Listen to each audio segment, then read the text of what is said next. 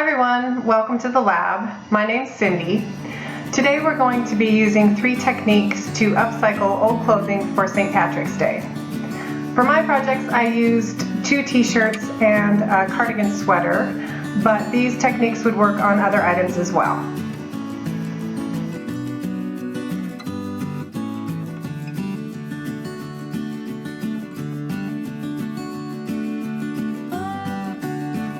To make the fused applique design, I started with my design printed out on some sticker paper, and then I also used some heat and bond, which I applied to a white piece of fabric. The fabric piece needs to be just big enough to hold the artwork for your design, and you want to leave the paper backing on the heat and bond for now. Once you've finished applying the heat and bond to the fabric, you can flip it over, and you want to put the sticker paper on the opposite side so that the fabric is sandwiched between the sticker and the heat and bond. Once you have all the stickers applied, you're ready to cut out your design.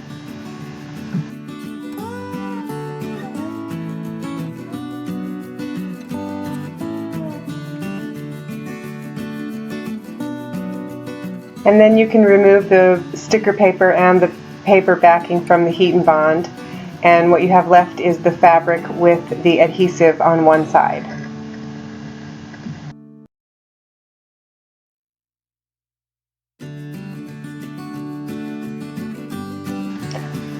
To lay out the design, I've marked the armholes up about 3 inches, and then I've marked the center of the shirt, and now I'm just checking to make sure that I have a nice straight line across the t-shirt.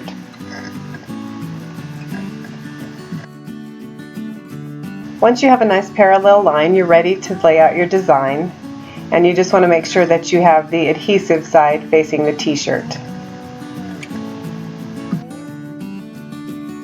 After everything's in place the way that you want it, just follow the instructions on the heat and bond and tack the design in place with a hot iron.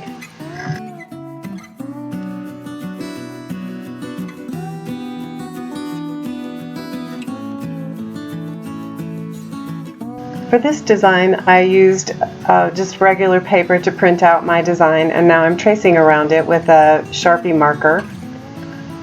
And then, as the technique set indicates, I'm just going to hand paint the design.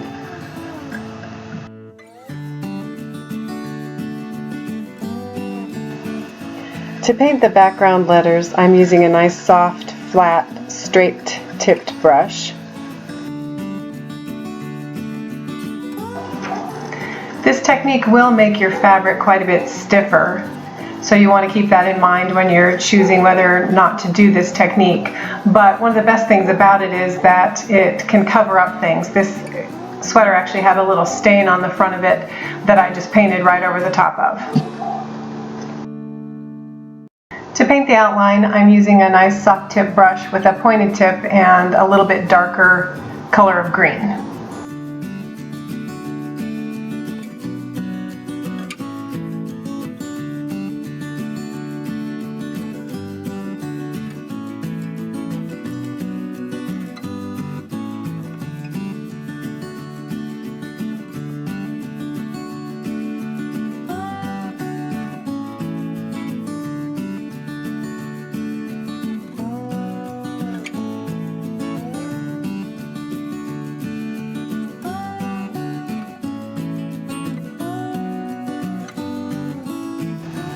For a finishing touch, I added a shamrock with the technique from the last project. For the last technique, I started with a template printed on regular paper, and I'm tracing it with a pencil onto some parchment paper.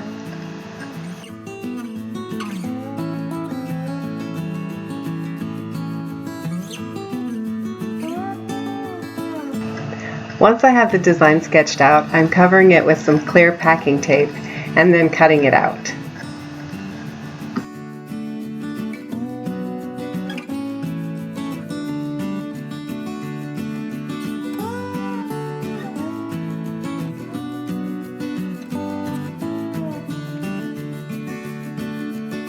Once the design's cut out, what you're left with is the tape template that's really easy to remove from the parchment paper, and then you use that to protect the shirt from the bleach.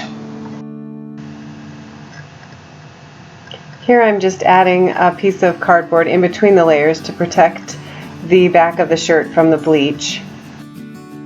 And then I'm just taking the packing tape template that I've made and sticking it to the shirt.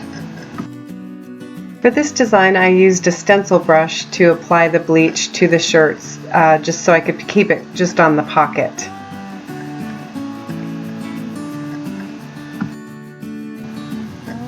I didn't really like the way that this design turned out. I think I left the bleach on a little bit too long, so if I have any tips I would say less is more. Don't put too much bleach on and rinse it out pretty quickly. So here I have another shirt that I'm going to try with the bleach technique. I have a slightly more complicated template that I've already applied to the shirt.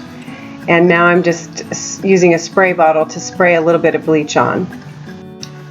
Once the shirt starts reacting to the bleach, I'm just going to dry the template off, remove it, and get the shirt into a cold bath of water. To finish this shirt, you want to get it in the washer and dryer just to get all of the bleach out, and then you'll see your finished effect. So that's it. Thanks so much for watching. I hope you enjoyed this video, and if you did, I hope you'll subscribe to this YouTube channel and check out my blog at upcycledesignlab.com. And of course, have a happy St. Patrick's Day.